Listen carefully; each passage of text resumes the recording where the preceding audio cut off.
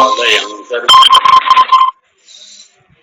नमामि भगवत्पादं शङ्करं लोकशङ्करं शङ्करं शङ्कराचार्यं केशवं बादरायणं सूत्रभाष्यकृतौ वन्दे भगवन्तौ पुनः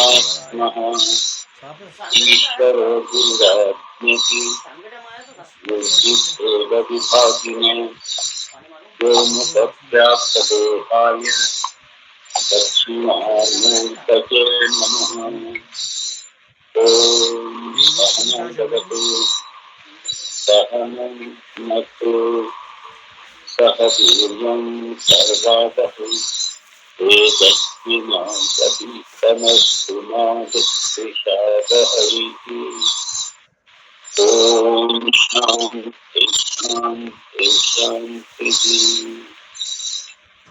ॐ आप्यायन्तु ममाङ्गानि वाक्कामश्चक्षुश्रोत्रमथो बलमिन्द्रियाणि च सर्वं ब्रह्म संसदम् माहं ब्रह्म निराकुर्यात् मा ब्रह्म निराकरोत् अनिराकरणमस्तु निराकरणं मे अस्तु तदात्मनि निरते य उपनिषत्सु धर्मास्ते मयि सन्तु ते मयि सन्तु।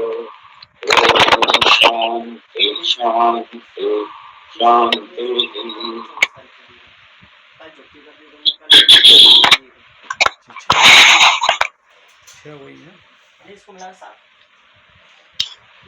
तीसरा अध्याय मंत्र पहला।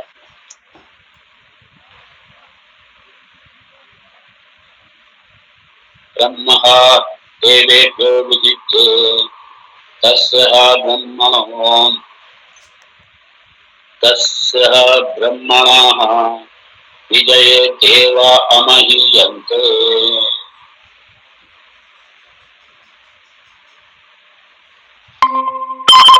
ब्रह्मः देवेभ्यो ब्रह्म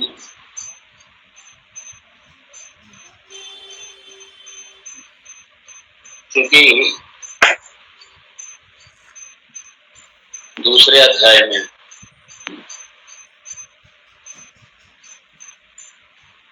ये स्पष्ट किया था कि जब ब्रह्म का निरूपण किया था तो नेदम यदिनम उपासते यदि था कि उपास्य देव को उसे ब्रह्म मत समझ लेना या उस ब्रह्म की चर्चा नहीं है। मतलब ब्रह्म की जब चर्चा मतलब उस समय सगुण ब्रह्म नहीं बल्कि क्या निर्गुण। ये निर्गुण और सगुण को अलग अलग मत समझ लेना। ये बड़ी लोग आपस में कई बार चर्चा करेंगे आप निर्गुण के उपासक है या सगुण के उपासक है। अरे निर्गुण की उपासना कैसे करोगे आप? उपासना तो आप सगुण की ही करोगे। सगुणम चेत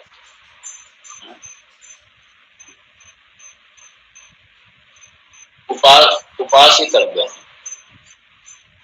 निर्गुणम चेत ज्ञातव्य। निर्गुण की उपासना कैसे करोगे? तो निर्गुण तो आपको जानना पड़ेगा, तत्वता जानना पड़ेगा।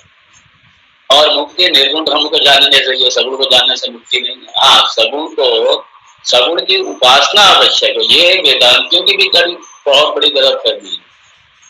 भगवान शंकराचार्य यहाँ पे इसको स्पष्ट कर रहे हैं अपने भाष्य में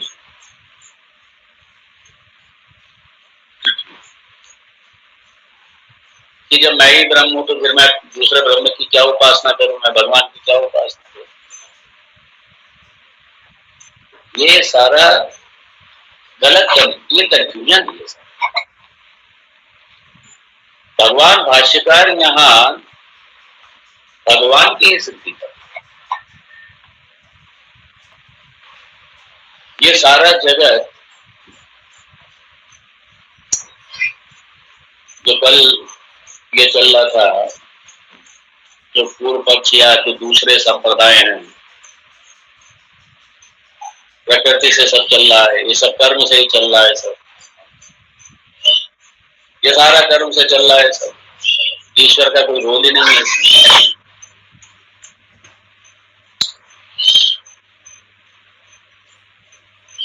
कर्म से नहीं चल रहा है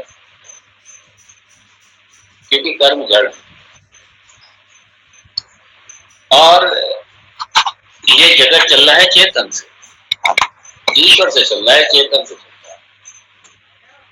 कर्म जड़ है। कर्म अपने आप स्वयं फल कैसे निर्धारित करेगा? आगे भगवान शंकराचार्य कहेंगे, यदि कर्म से ही होता तो करता क्या रहता कर्म से? हे कर्म, मैंने ये किया है, तू ये वाला फल निर्धारित कर। यदि कर्म के हाथ में होता तो दुनिया का कोई भी व्यक्ति असफल ही नहीं।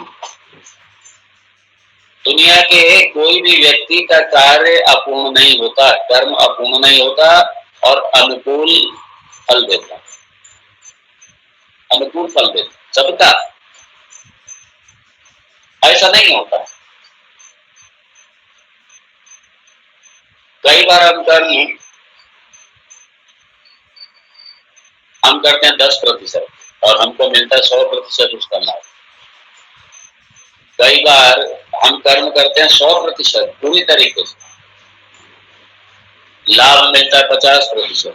कई बार हम कर्म करते हैं 100%, लाभ मिलता है 0%। कई बार हम कर्म करते हैं 100% और जो अपने पास से लगाया वो भी चला जाता है, माइनस में चले जाते हैं। ऐसा व्यापार में अक्सर होता है। तो इसीलिए कर्म स्वतः अपने आप नहीं, कर्म से नहीं है भाई, कर्म के पीछे कर्म फल दाता है, जिसके विधान से सारे असंख्य प्राणियों के कर्म और असंख्य जन्मों के कर्म। क्या बात है, बड़ा आश्चर्य होता है। ये हमारा कंप्यूटर मेंटेन नहीं कर पाएगा। हमारा कोई भी डाटा इस तरीके से कंप्यूटर की बस की बात नहीं है। किसी भी टेक्नोलॉजी, किसी भी टेक्निक की बात नहीं, बस की बात ही नहीं है। मान लीजिए इस जन्म का करवा भी लिया आपने, आपके हमारे जो पूर्व जन्म हो चुके हैं उसका किसे पता? इसलिए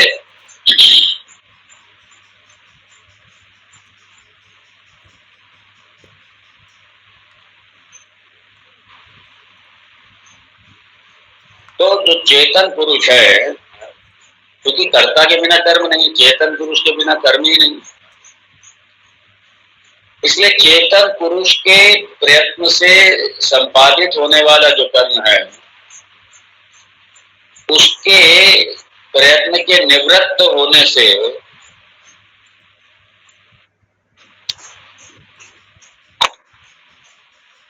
फल कब आएगा? आपका भविष्य। कर्म क्या है? फल आएगा भविष्य। फल तुरंत भी मिल सकता है, फल 10 दिन बाद भी मिल सकता है, इस जन्म में भी मिल सकता है और अगले किसी जन्म में भी मिल सकता है। ये फैक्टर आप नहीं है, ये हम नहीं है फैक्टर, ये भगवान है पीछे। यहाँ भाष्यकार भगवान ये कहना चाह रहे हैं कि भगवान इस सारे सृष्टि का नियंता ब्रह्म ही है, भगवान है। इसलिए भ्रांति ना होने पाए कि भगवान ने कहा नेदम यदिदम उपासते हो, मतलब श्रुति ने कहा। जब वेद, क्योंकि अतिधन ने वेद कह रहा है कि नेदम यदिदम उपासते, उस समय ब्रह्म का निरूपण होगा। भगवान भाष्यकार ने, और ये तीसरे अध्याय का जो आरंभ हुआ है वो ब्रह्म शब्द से ही हुआ है। यहाँ ब्रह्म का मतलब ये सगुण ब्रह्म से, ईश्वर से है। और भगवान भाष्यकार भी ये सिद्ध कर रहे हैं कि इसका मतलब ये नेदम यदिदम उपासते, इसका मतलब ये नहीं है कि ठीक है उपास्य, क्योंकि ब्रह्म की चर्चा उपास्य सगुण साकार है, वहां निर्गुण निराकार ब्रह्म की चर्चा थी, पूर्ण तत्व की चर्चा थी, अखंड तत्व की चर्चा थी, सच्चिदानंद की चर्चा थी। इसलिए किसी को गलत फहमी ना हो जाए कि अब भगवान की उपासना क्यों है। नहीं, भगवान चूंकि कर्म फलदाता है, मैं कर्म करता हूँ सिर्फ। फल का निर्धारण भगवान की शक्तियां करेंगी, भगवान के कर्म के सिद्धांत काम कर रहे हैं, सब करेंगे ये सब। भगवान नियंता भगवान है, नियामक भगवान,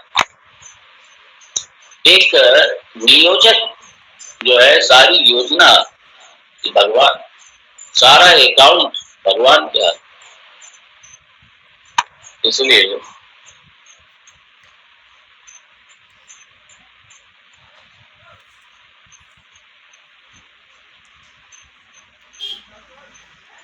और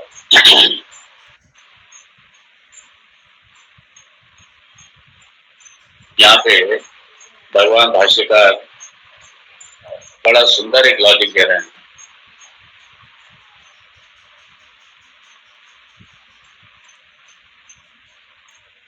मान लीजिए, आइए भाष्य देखते हैं। कर्तैव फल काले प्रयोक्ता इति चेत् अया निवर्तितः असि त्वां प्रयोक्ष्ये फलाये यदात्मा अनुरूपम फलम् इति। ये जो मैंने आपको बताया था, मान लीजिए यदि जीव, जो कर्म करने वाला जीव है, यदि फल में उस जीव को ही प्रवर्तक माना जाएगा, मान लीजिए, क्योंकि कुछ लोग ऐसे हैं ना जो ईश्वर को मानने वाले ही नहीं, कि ठीक है जीव ने कर्म किया, कर्म निर्धारित करे, और कर्म कर्ता के अधीन अर्थात कर्म जीव के अधीन है, तो जीव ये कहे, क्योंकि ईश्वर को मानते नहीं, अब ये जीव का है कर्म, मान लीजिए जीव को ही कर्म के साथ साथ उसके फल का भी निर्धारण करने वाला मान लिया जाए, तो फिर क्या कहेगा कर्म से? वो कर्म से यही कहेगा, हे कर्म, मैंने तुझे किया था, मैंने तुझे फलाने समय में किया था, मैंने अभी किया था, मैंने कल किया था, मैंने किया तो मैंने तुम्हें कहा ना, मैंने कर्म किया है ना, और अब मैं ही तुझे फल देने के लिए प्रवृत्त करता हूं, और मेरे अनुरूप फल दो। क्या ऐसा हो सकता है? क्या जीव के हाथ में है क्या? कर्म करना हमारे हाथ में है। इसलिए भगवान ने तो भगवत गीता में क्या कर्मण्येव अधिकारस्ते मा फलेषु कदाचन, इसको भी लोगों ने सही नहीं समझा, बड़ा आश्चर्य होता है। इस श्लोक का बाजा बजा हुआ है। तो फल की इच्छा ना कर कर्म किए जा, तो फल की इच्छा ना कर कर्म किए जा। पता नहीं क्या क्या और भी कई इसके इंटरप्रिटेशन किए होंगे।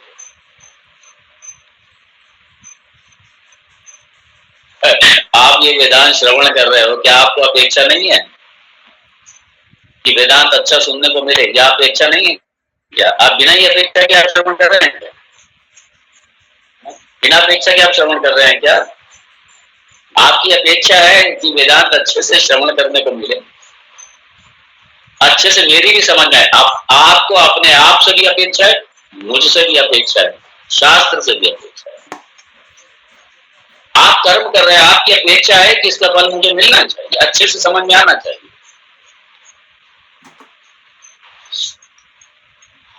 और वहां पे भगवान ने ये कहा है कि कर्म करना, ये कर्म करना आपके हाथ में, आप कर्म कीजिए। कर्म में भगवान कहते हैं यहां मैं नहीं करूंगा कुछ, क्योंकि ये कर्म, इसके लिए आपको विवेक भी दिया हुआ है, बुद्धि दी हुई है, आपको इंद्रियां दी हुई है, आपको बुद्धि दिया है, सब दिया है। इसलिए कर्म तो आपको ही करना, कर्म थोड़ी भगवान करेंगे। अभी जैसे यदा यदा ही धर्म से ग्लानिर्भवति भारत अभ्युत्थानस्य धर्मस्य विसर्जामि, ये जो श्लोक है इसको भी लोगों ने बड़ा गलत समझा है, सही नहीं समझा। लोग ये समझते हैं कि जितने अत्याचार, अनाचार, दुराचार, पापाचार, ये जो कुछ भी हो रहा है भगवान ने कह रखा है, ये भगवान की सृष्टि वाएंगे, वही सही करेंगे आकर के, ये हमारा काम थोड़ी है। हम तो इजी चेयर पे बैठे, ये हमारे हिंदुओं की सोच है, हम तो इजी चेयर पे बैठे और बस बैठ करके टीवी देखेंगे, हमारा काम थोड़ी बाहर जाके लड़ना जाता है। ये भगवान का काम है, भगवान ने कह रखा है धर्म की रक्षा के लिए भगवान का अवतरण होता है, वो आएंगे भगवान करेंगे आकर। बड़ा इस श्लोक को गलत तरीके से समझने का हमारा दुष्परिणाम यह हुआ कि हम घटते चले गए, मिटते चले गए जगह जगह। हमने अपने धर्म का पालन ही नहीं किया। कर्मण्येव अधिकारते मतलब धर्मण्येव अधिकारते, अपने धर्म का अपने कर्म का पालन तो हमको करना ही करना है। कहीं अगर आतताई हैं, कहीं दुर्दांत ये इस तरीके के लोग हैं, इन्हें मारने भगवान आएंगे क्या? नहीं समझा। आपके भीतर जो भगवान है, जो आत्म रूप से भगवान है, वो तो भगवान पहले ही प्रकट है। और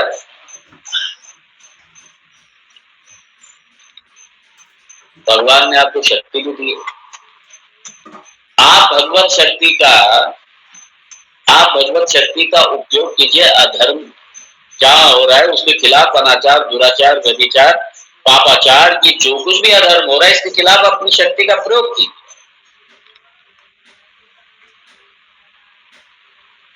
लेकिन हम लोग क्या है, निठल्लापन, किंग कर्तव्य विमूढ़ता, कोई अपने दायित्व का बोझ नहीं, लल्लू बने सारे घरों में बैठे रहते, कोई किसी को चिंता नहीं। बस अपने हमारे यहाँ ठीक है, सब घर में बैठे रहो, सारे मारे जाएंगे हिंदू, सारे सब मारे जाएंगे। और ये कर्मण्येव अधिकारते मां फलेषु कदाचन, कर्म कर, जहां पे कर्म करना है, इसलिए कर्म में कर्म आपको करना, कर्म थोड़ी मैं करूंगा आकर।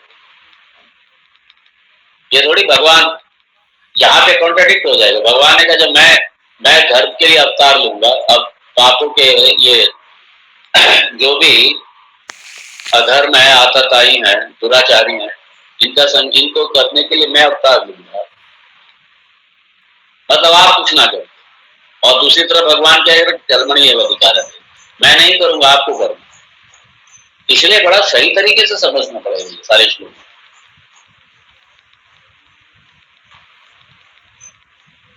मां फलेषु कदाचित, यहाँ इसी की सिद्धि हो रही है भगवान शंकराचार्य। आप कर्म के कर्ता है, फल के निर्धारक आप नहीं, यही कह रहे हैं। जीव के हाथ में नहीं, हमारे हाथ में नहीं है कि हम फल का निर्धारण करें। कहे कर्म, मैंने कर्म किया है और तू इस तरीके का फल जो है, तू इस तरीके का फल उत्पन्न कर, ये हमारे हाथ में है। इसलिए कहा कर्ता एव फल काले प्रयोक्ता इति चेत् मया निवर्तितः असि, कर्ता एव फल काले प्रयोक्ता इति चेत्, यदि मान लीजिए, क्या मान लो कि कर्ता के द्वारा ये कहे, कर्ता कर्म से क्या कि मेरे द्वारा ही प्रयुक्त किए गए हो तुम, कर्म से क्या है, मेरे द्वारा प्रयुक्त किए गए हो, और इसलिए जो फल है उसे मेरे अनुसार देने वाला तुम बनो। त्वं प्रेक्षय फलाय यदात्म रूपम फलमिति, अब मैं तुझे फल देने के लिए, कौन सा फल, अपने अनुकूल फल देने के लिए मैंने तुझे प्रवृत्त किया है, इसलिए तुम मेरे अनुसार फल दो। ऐसा नहीं है, क्यों? कर्म करता है सिर्फ, फल दाता नहीं। फल तो ईश्वर से आएगा ना। इसलिए बिना ईश्वर के ये सृष्टि नहीं है, और ईश्वर की सिद्धि ये भगवान कर रहे हैं, भाषा ये सिद्ध कर रहे हैं भगवान भाषा। इसीलिए अब ये कह रहे हैं ना, देश काल निमित्त विशेष अनभिज्ञत्वा, यहाँ पे स्पष्ट किया। क्यों नहीं है ये संभव? भगवान भाष्यकार स्पष्ट कर रहे हैं, क्योंकि देश काल निमित्त विशेष, कौन सा कर्म किस देश में किस काल में क्या होगा, किस कर्म का कौन सा फल क्या होगा, ये जीव के हाथ में नहीं है। कर्म करना तो है हाथ में, हाँ अपेक्षा रखो अच्छी से अच्छी। ये नहीं भगवान ने कहा कि मतलब माँ फलेशु कदाचन तो फल की अपेक्षा ही ना करो। अरे अपेक्षा तो अच्छी से अच्छी की रखो, लेकिन तैयार रहो वर्ष से वर्ष के लिए भी तैयार। बड़ी आप कर्म के साथ अच्छी अपेक्षाएं रखिए आप, लेकिन अगर वो विपरीत भी फल चला जाए उसके लिए भी आप तैयार हो। क्यों? आप फलदाता नहीं।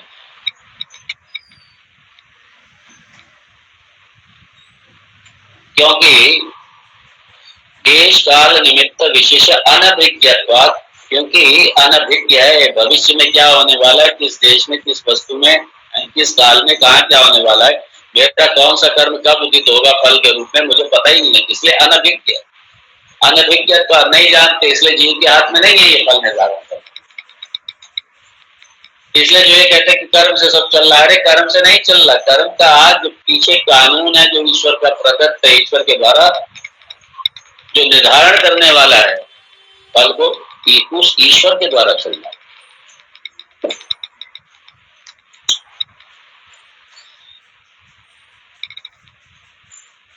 हाँ, यही बात आ गई यहाँ पे। यदि ही कर्ता देश विशेष अभिज्ञ सन स्वातंत्रेण कर्म नियुज्यात् तथा अनिष्ट फल से अप्रयोक्ता से, मान लीजिए यदि ही करता मान लीजिए अगर जो करता है उसको देश काल की अभिज्ञा है, मतलब उसे ज्ञात है भविष्य का देश काल, उसे सब ज्ञात है। स्वातंत्र्य कर्म नियुज्यात्, यदि वो स्वयं स्वतंत्र होकर के, मतलब क्या क्या ईश्वर कुछ नहीं, सब उसी के ऊपर है। यदि इस तरीके से स्वतंत्र होकर के कर्म नियुज्यात्, यदि कर्म को वो नियुक्त करता है तो फिर तो अनिष्ट फल से अप्रयोक्ता से, फिर तो अनिष्ट फल होता ही नहीं भाई। कौन करता चाहेगा कि मुझे अनिष्ट फल मिले? सबको इष्ट फल चाहिए। और यदि कर्ता के हाथ में फल होता तो किसी को अनिष्ट फल मिलता ही नहीं, फिर तो विपरीत फल मिलता ही नहीं, फिर तो किसी को, सभी को इष्ट मिलता, सबको अनुकूल फल मिलता, जो चाहता वैसा होता। क्या होता है ऐसा? क्या होता है क्या? आप किसी के संबंध में देख लीजिए। इसलिए आप अच्छे से अच्छे की अपेक्षा रखिए, लेकिन अगर कोई माइनस में आता है उसको स्वीकार करने के लिए भी तैयार है। और कैसे? भगवान ने इसी को कहा प्रसाद बुद्धि से। ठीक है, प्रसाद है भगवान का, तभी ये स्ट्रेस और टेंशन से बचा जा सकता है। स्ट्रेस टेंशन से छुटकारे का ये सूत्र है। स्ट्रेस टेंशन का कारण यही तो है, अपेक्षाएं बहुत बड़ी बड़ी, हर काम में बहुत बड़ी बड़ी अपेक्षाएं। और अपेक्षाओं के जब अनुकूल नहीं मिलता है तो पहले तो डिप्रेशन में चले जाए, फिर डिप्रेशन और आगे बढ़ जाएगा, अंदर घर कर जाएगा तो तनाव में आ जाएंगे, स्ट्रेस में आ जाएंगे। स्ट्रेस में आ जाएंगे फिर उसके बाद में क्या होगा? फिर आगे और बढ़ेंगे, स्वभाव बदल जाएगा, चिड़चिड़ापन, लड़ापन, गुस्सा आना, ये तमाम सारी all negative values they start है, सब ये शुरू हो जाता है। इसीलिए अगर कर्ता के हाथ में, अगर जीव के हाथ में एक फल होता है तो अनिष्ट फल किसी को प्राप्त नहीं। और चूंकि फलदाता है, एक चेतन तत्व है, फलदाता है, वो ईश्वर है फलदाता, फल उसके हाथ में, निश्चित रूप से कर्म के अनुसार फल देगा वो। लेकिन हमारे इस कर्म के साथ साथ अभी बहुत सी अदृश्य शक्तियां हैं, ऐसी अदृश्य चीजें हैं जिनका हमें ज्ञात ही नहीं। इसलिए कर्म में कई सारे फैक्टर होते हैं और ये सारे फैक्टर का ज्ञाता सर्वज्ञ परमात्मा है, हम आप नहीं है, हम लोग नहीं।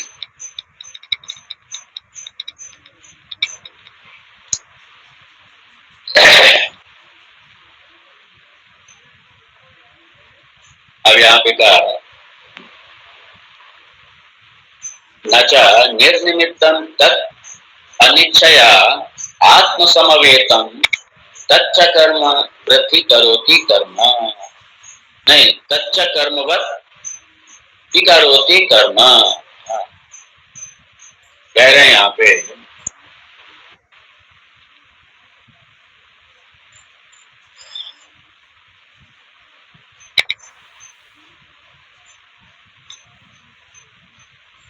न च निर्निमित्तम, अन्य की अपेक्षा न रखकर, किसी अन्य की अपेक्षा न रखकर, कर्ता के इच्छा के बिना ही, कर्ता के इच्छा के बिना ही आत्मा के साथ नित्य संबद्ध हुआ कर्म अपने आप ही चमड़े के समान विकार को प्राप्त नहीं होता। न च निर्निमित्तं तत् अनिच्छया आत्मसमवेतं तच्च कर्मवत् अभिकरोति कर्म।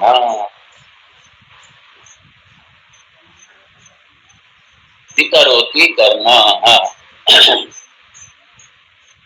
मतलब यह है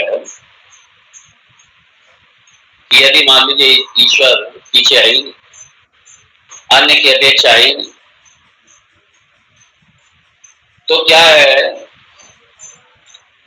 कर्ता के इच्छा के बिना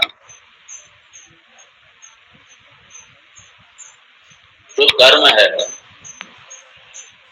कर्म अब यहाँ पे आत्मा के साथ नित्य संबद्ध हुआ, तत् अनिच्छया आत्म समवेतम, अपनी इच्छा के विरुद्ध ही आत्म समवेतम, आत्मा से संबद्ध हुआ, तत्कर्म, वो कर्म, विकरोति कर्म, फिर वो कहता हो कैसा होता,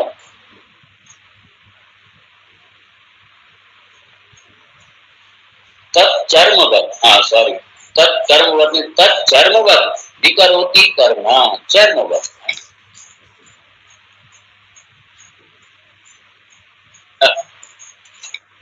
मतलब क्योंकि आत्मा अविकारी है,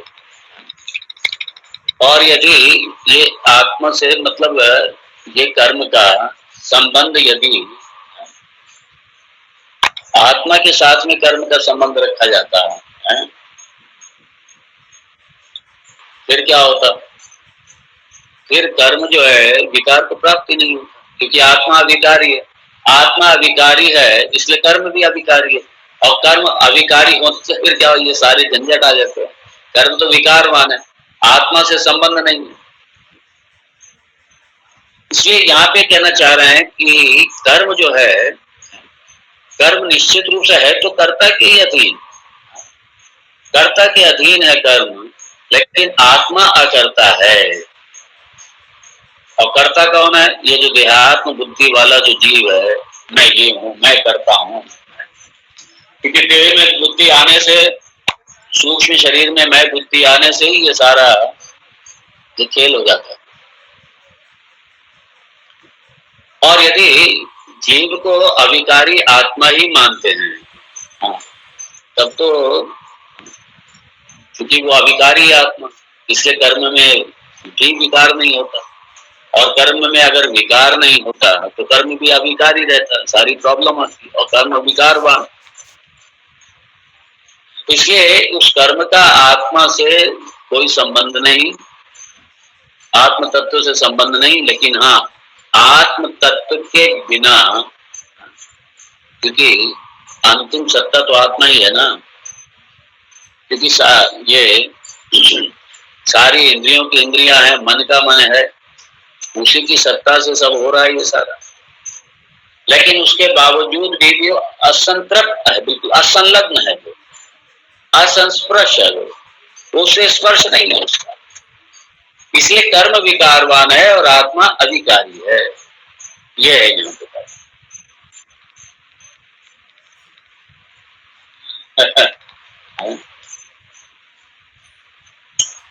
इसलिए कहा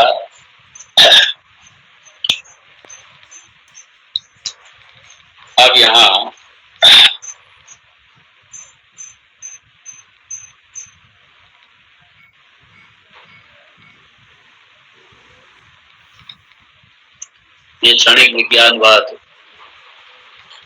ये आप लोग, मुझे नहीं पता आप लोग भाष्य के साथ कितना खुश हैं, क्योंकि मुझे भाष्य बहुत पसंद है, जो संबंध भाष्य है। तो इसलिए मैंने सोचा थोड़ा ये भाष्य के साथ में लें। अब जनरली क्या है कि भाष्य के साथ में श्रवण कमी करने को मिलता होगा आप लोगों को, और कभी कभी ऐसा लगता होगा आप लोगों को, सबको नहीं, हो सकता है कि लोग ऐसे भी होंगे ये क्या चल रहा है, ये क्या चल रहा है भाष्य के साथ। आप लोग एंजॉय कीजिए, और जितना भी समझ में आ रहा है, जो भी समझ में आ रहा है, आपके चित्त में संस्कार तो जा रहे हैं, श्रवण को आप कर ही रहे हैं, और मुझे विश्वास है समझ में आ भी रहा होगा, ऐसा नहीं और अगर नहीं समझ में आता है तो उसमें मेरा फॉल्ट है।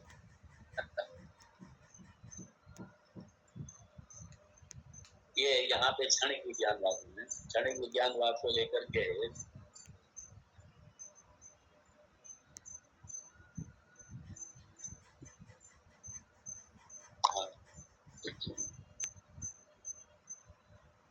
भगवान भाष्य कह रहे हैं, नचा आत्मकृतम अकर्तृ समवेत मयः कांतम कांतमणिवत् आकृष्ट भवति प्रधान कर्तृ समवेतत्वात् कर्मणः न च आत्मकृतं कर्तृ समवेत मयः।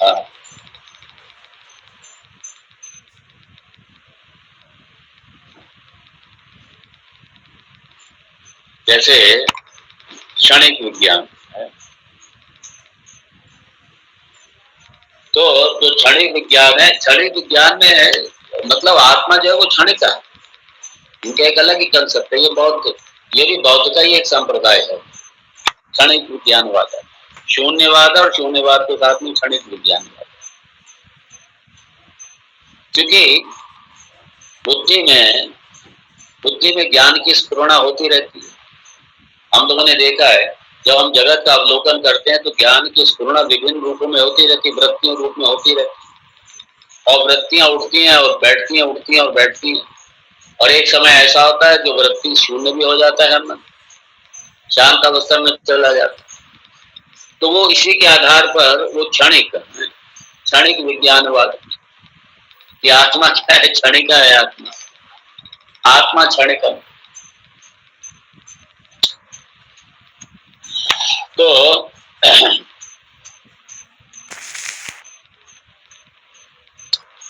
मतलब यहाँ पे ये, क्योंकि वो ईश्वर को मानने वाले नहीं है ना, वो मानते नहीं है भगवान, तो यहाँ पे उनका भी यहाँ पे वाद हो रहा है, उनका भी निगेशन हो रहा है, ये कह करके कि कर्म जो है वो अपने आप ही कर्म फल का उत्पन्न नहीं कर सकता। कर्म अपने आप फल उत्पन्न नहीं कर सकता, क्यों? क्योंकि कर्म का कर्ता से संबंध है, अर्थात कर्ता के बिना कर्म नहीं है, और कर्ता चेतन है, कर्ता आत्मा है, मतलब आत्मा कर्ता, आत्मा का अधिष्ठान है, और कर्ता का अधिष्ठान आत्मा ही आत्म तत्व है। तो बिना चेतन के कर्म नहीं हो सकता। फिर उदाहरण दिया, जैसे चुंबक और पत्थर, चुंबक है खींच के आ जाती है, पत्थर चुंबक एक दूसरे को आकर्षित करते हैं। तो ये इसी तरीके से जो कर्म है,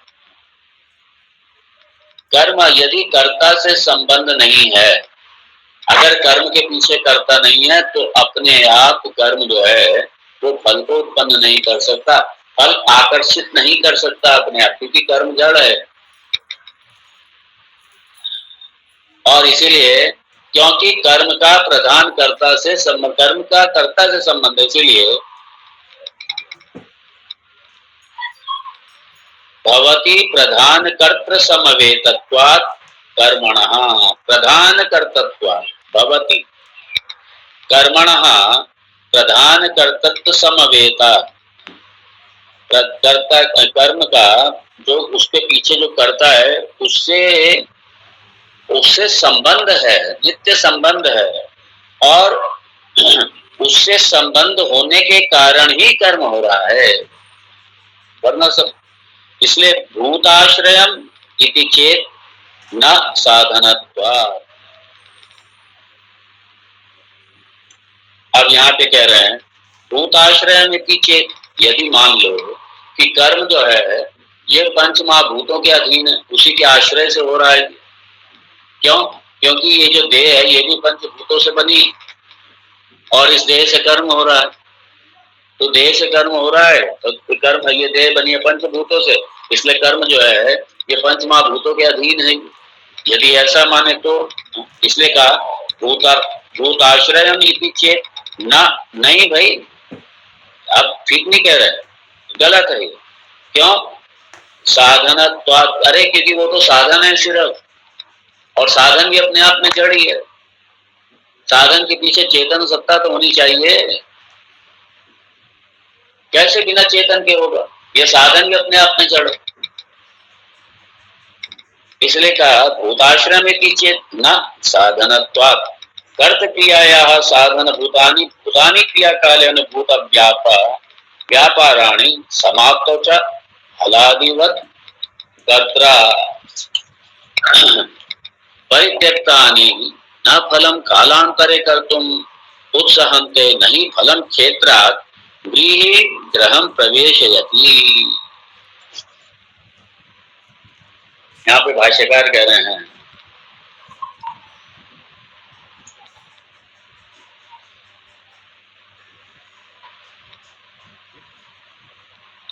कर्तृ क्रियाया साधन भूतानि भूतानि क्रिया काले अनुभूत व्यापाराणि। अरे भाई, जो करता है उसकी क्रिया के साधन रूप है ये। कर्ता की जो क्रिया है उसको, मतलब कर्ता का जो कर्म है उस कर्म को करने में ये साधन है, ये तो ठीक है।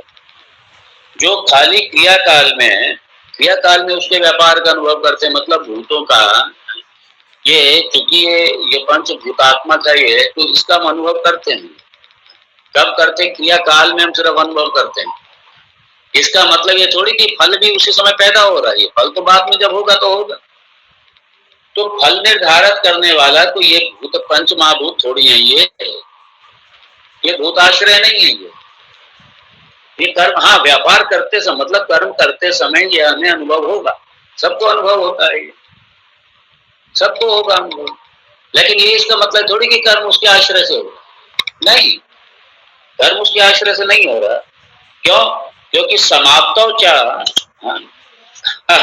और जब समाप्त हो गया कर्म आपका, समाप्त हो गया, जो भी व्यापार मतलब ये कर्म व्यवहार, जो भी व्यवहार है, आप देखिए व्यवहार काल में कितने सारे कर्म होते रहते हैं, और जैसे समाप्त हुआ तो फिर क्या होता है?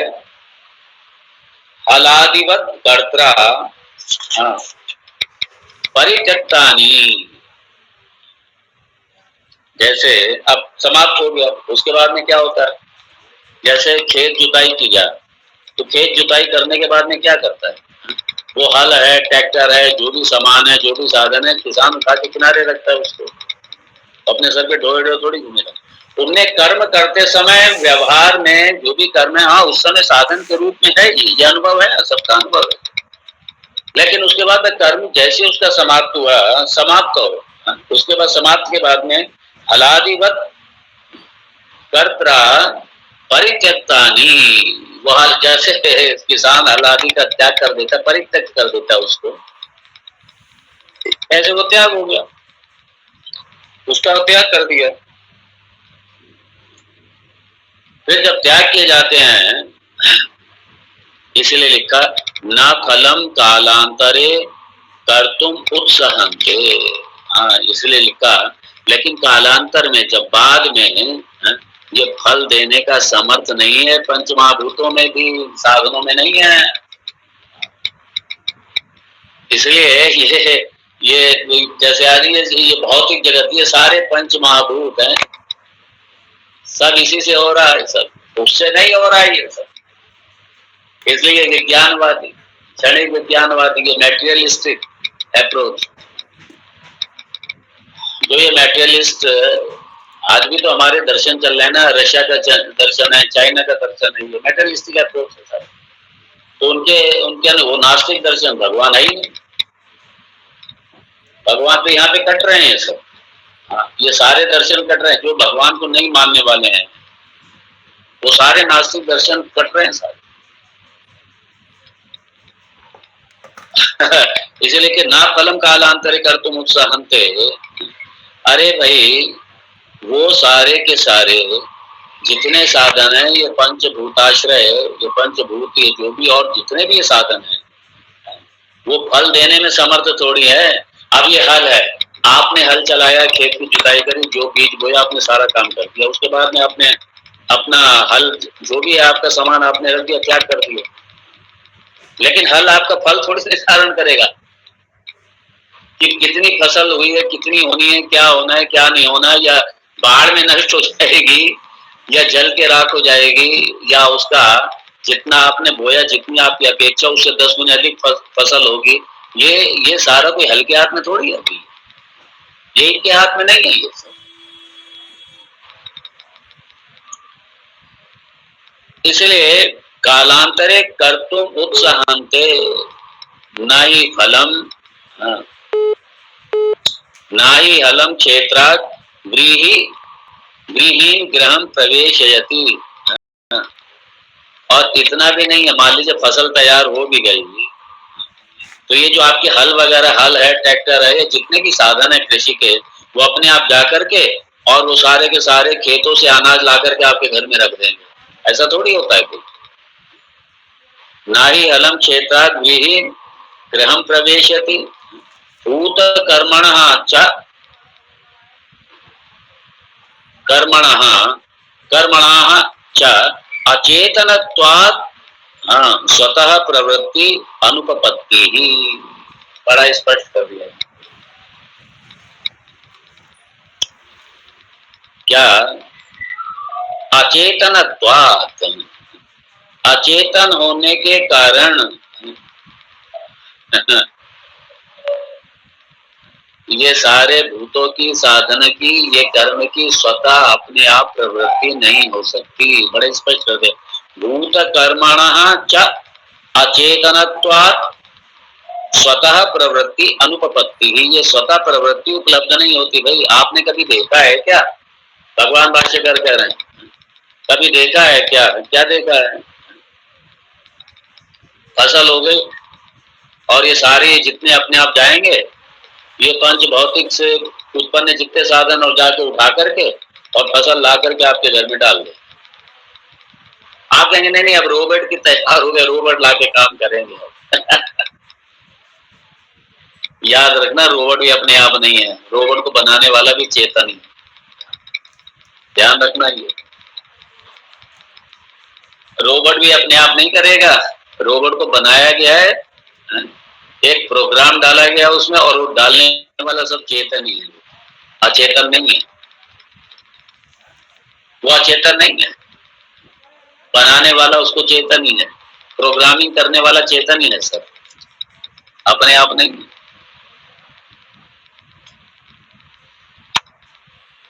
इसलिए कर्म की अपने आप स्वतः प्रवृत्ति संभव नहीं है, अर्थात कर्ता चेतन तत्व बिना कर्ता के कर्म नहीं है, बिना चेतन के कर्म नहीं है, क्योंकि सारा जगत जड़ है, अपने आप थोड़ी करेगा। ये प्रकृति कर रही है, ये पंच भौतिक, ये सारे पंच महाभूत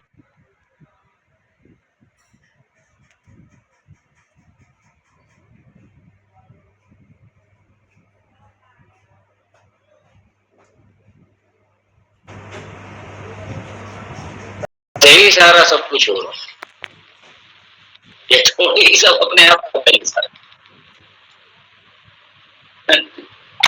आप ही श्रवण कर रहे हैं, श्रोत्र से श्रोत्रम, वो चेतन तत्व वो इस कान के पीछे बैठा है, इस इंद्रिय की, ये जो गोलक के पीछे जो इंद्रिय है, श्रवणेंद्रिय है, वो श्रवणेन्द्रिय का जो श्रोता है, श्रोत्र से श्रोतम, उसकी वजह से आप सुन, मैं भी उसी की वजह से बोलता हूं।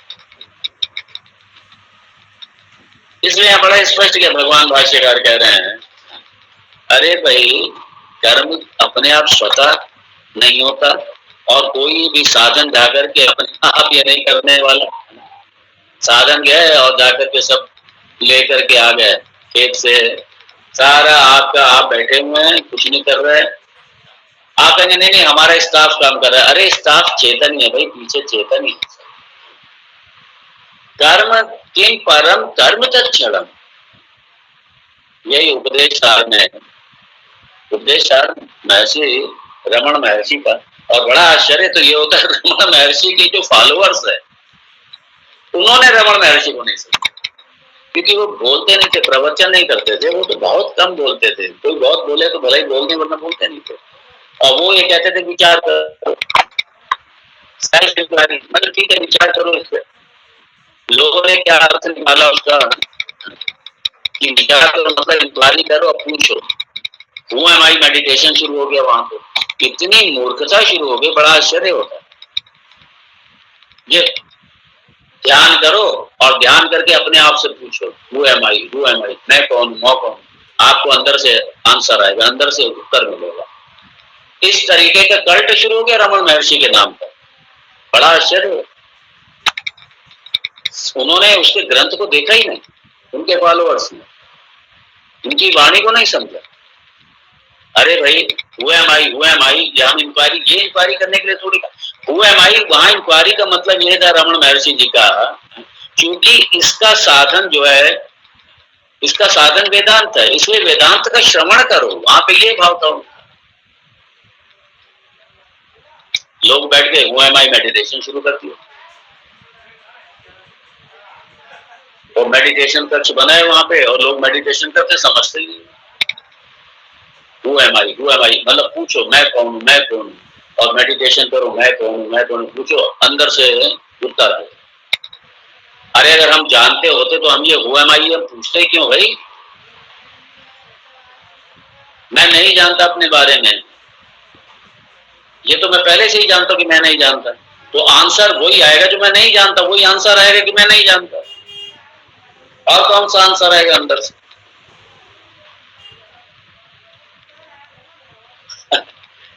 उन्होंने मेडिटेशन निकाल, हु एम आई मेडिटेशन।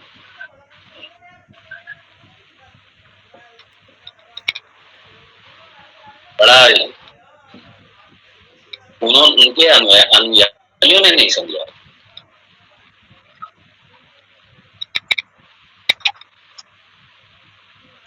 अब यहाँ कह रहे हैं भूत कर्माणः क्या अचेतनत्वात् स्वतः प्रवृत्ति अनुपपत्ति ही, भाई वो अपने आप प्रवृत्ति असंभव है, संभव नहीं है, अनुपपत्ति संभव ही नहीं है।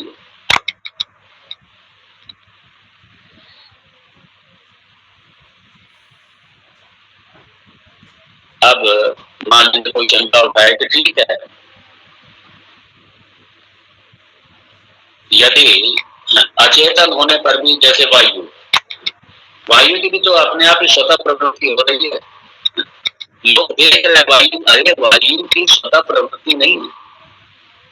वायु का भी जो अधिष्ठान रूप से वो ब्रह्म है, तो दिखने में लग रहा है वायु स्वतः प्रवृत्ति वायु की नहीं हो रही है। भगवान सर्वव्यापी होने से वायु के अधिष्ठान रूप से भी भगवान ही है, इस पृथ्वी का अधिष्ठान रूप से भगवान ही है, जल का अधिष्ठान रूप से भगवान ही है, मूल में तो भगवान ही है।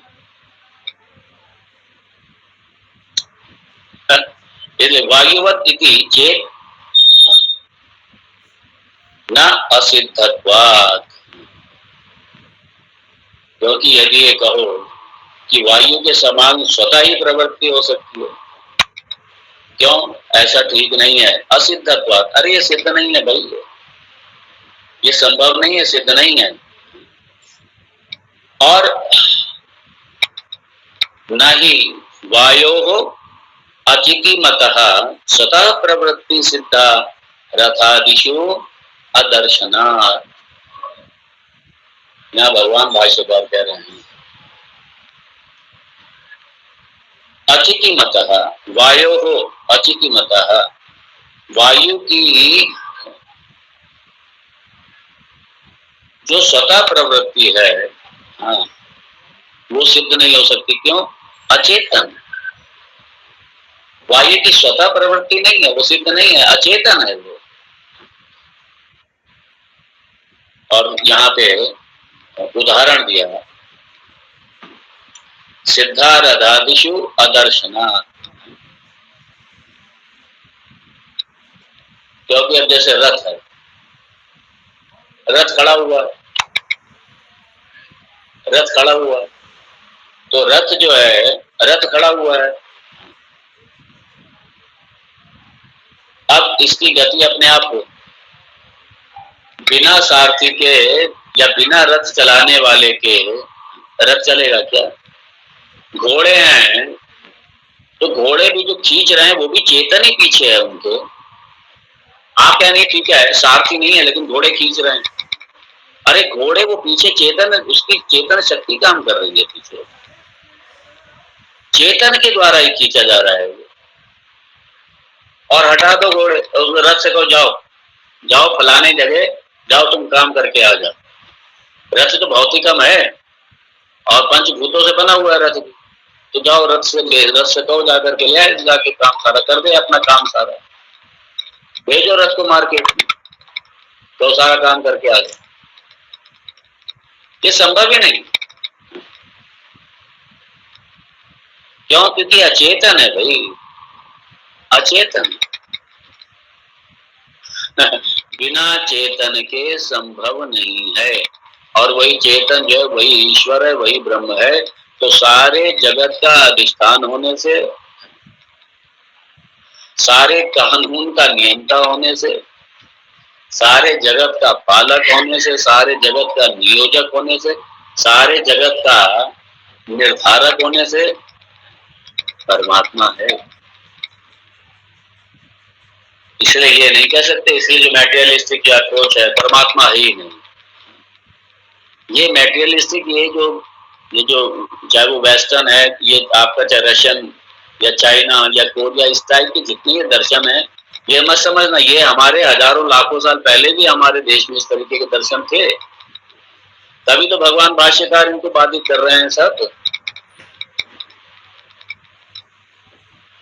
बिना ईश्वर के नहीं है, कुछ भी नहीं है बिना ईश्वर। यहाँ पे जो देवों का अभिमान था ना, देवों का अभिमान, यही देव ना सारे, वायु देव, अग्नि देव, ये सारे देव देवता पार्टी कर रहे थे ना सारे जीत के बाद में। इसलिए अभिमान मर्दन, गर्व हरण, उसके लिए तृतीय अध्याय में उसी के लिए भगवान का अवतार, कि इनकी अकल ठिकाने लगाई जाए। ये पार्टी कर रहे हैं और सब कह रहे हैं मेरी वजह से, मेरी वजह से। अरे आपकी वजह से नहीं, आप खुद किसी की वजह से चल रहे हैं। कई बार इंसान कह देता है वो तो सब मेरी वजह से हुआ, मैं नहीं होता तो कुछ नहीं। अरे आप खुद किसी की वजह से चल रहे आप किसी की वजह क्या बनोगे? आप तो खुद किसी दूसरे की वजह से चल रहे हैं, और वो दूसरी वजह क्या है? वही सबकी वजह है, वही तो परमात्मा है, वही तो भगवान है। आज सब उसी की वजह से चल रहे हैं, उन्हीं के कारण चल रहे हैं, उनके होने से ही चल रहे हैं, उनके होने से ही संसार सिद्ध है भाई, उनके होने से ही सब। इसलिए ये है जो मेरी वजह से, अरे नहीं भाई, मैं खुद किसी की वजह से मेरी वजह में हजार फैक्टर निकल आएंगे। ये जो हड्डी मांस के पुतले को जो मैं मान के बैठा हुआ है सही बता रहा हूं मैं, कभी विश्लेषण करिए, मैंने तो खूब विश्लेषण किया है। अपनी कोई औकात नहीं है बिल्कुल, अगर सीधे सीधे शब्दों में श्वास ले रहे हैं ऑक्सीजन क्या हम उत्पन्न कर रहे हैं क्या? हम बोल भी रहे हैं तो क्या बोलने की मेरी ताकत है क्या? आप सुन भी रहे हैं तो आप अपनी ताकत से सुन रहे हैं क्या?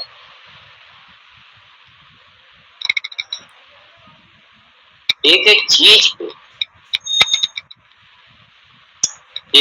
को यदि दृष्टिपात करो, मालूम पड़ेगा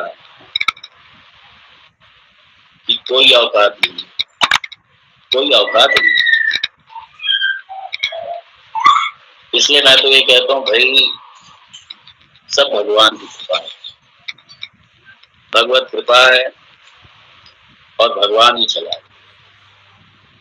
भगवत कृपा। इसलिए इस आख्यायिका के माध्यम से ये अभिमान मर्दन, अहंकार मर्दन और ईश्वर सिद्धि, मुख्य विषय ईश्वर सिद्धि। इसलिए मूल में चेतन तत्व ही है, मूल में वो भगवान ही है, मूल में परमात्मा ही है।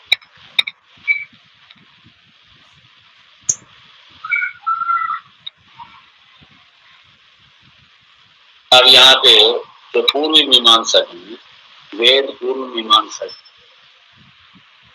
क्योंकि वो कर्म से ही मानते हैं, इसलिए यहाँ पे आया शास्त्रात् कर्मणा एव इति चेत् शास्त्रम ही क्रियातः फल सिद्धि आहा न ईश्वरवादे स्वर्ग कामो यजेत इत्यादि।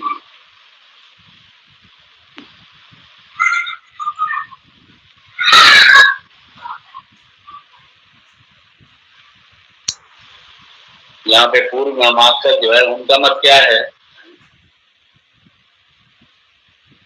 शास्त्रात् कर्मणा एव, शास्त्रात् कर्मणा एव इति चेत् शास्त्रम ही क्रियातः फल सिद्धि आहा। भाई पूर्व मीमांसा के अनुसार क्रियातः फल सिद्धि आहा, जो कर्म है शास्त्र अनुसार जो कर्म है उसके अनुसार ही कर्म से ही फल मिलता है। स्वर्ग कामो यजेत इत्यादि, स्वर्ग कामो यजेत, स्वर्ग प्राप्ति करना है, स्वर्ग में जाना है तो ये यजेत है, जो स्वर्ग काम, स्वर्ग कर्म, जो अनुष्ठान है, जो यज्ञ आदि है उसका अनुष्ठान करो, उसका कर्म करो और उससे क्या होगा? उससे उससे स्वर्ग मिल जाएगा, क्योंकि शास्त्र में कर्म से बताया हुआ है कि स्वर्ग काम, मुझे स्वर्ग की कामना से यजन करो और उससे आपको फल मिल जाएगा। ना ईश्वर आदे है, ईश्वर से नहीं, कर्म से नहीं, ईश्वर से नहीं। तो कर्म करो, कर्म से मिल जाएगा।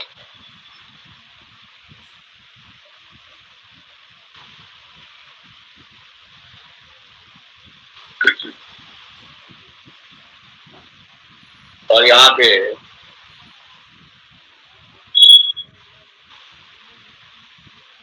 मतलब उनका ये वो क्या है ना कि यहाँ पे उन सारे ऐसे तत्वों का यहाँ पे निराकरण भगवान भाष्यकार कर रहे हैं जो ईश्वर को मानने वाले हैं, जो ईश्वर को मानने वाले नहीं है, जो खाली प्रकृति प्रधान मानते हैं, कर्म को प्रधान मानते हैं, तो भौतिक तत्वों को बस ये इसी से सब चल रहा है, ये सारा मूल में ये है, इसी से सब चल रहा है ये सारा। जो इस तरीके के मत हैं, इस तरीके के मत का खंडन बड़े शास्त्र तरीके से, बड़े तार्किक तरीके से भगवान भाष्यकार। अब यहाँ पे आ गया है सिद्धांत कहेगा, अरे भाई बिना फलदाता के फल ही नहीं है और फलदाता ही ईश्वर है। हम कर्म करता तो है लेकिन फलदाता हम नहीं, फल का निर्धारण करने वाले हम नहीं, कर्म के करता है ईश्वर। इसलिए आगे भगवान इसी पे करेंगे, आगे हम तो देखेंगे आगे। यहाँ पे मैं विराम दूंगा। ओम पूर्णमदः पूर्णमिदं पूर्णात् पूर्णमुदच्यते पूर्णस्य पूर्णमादाय पूर्णमेवावशिष्यते। ओम शांति शांति शांति। शंकरं शंकराचार्यं केशवं बादरायणं सूत्र भाष्य कृतौ वंदे भगवन्तौ पुनः ईश्वरो विभागिने व्योमवद्व्याप्तदेहाय दक्षिणामूर्तये नमः। ओम शांति शांति शांति। हरि ओम श्री गुरुभ्यो नमः। हरि ओम। ओम नमो नारायण। ओम नमो नारायण।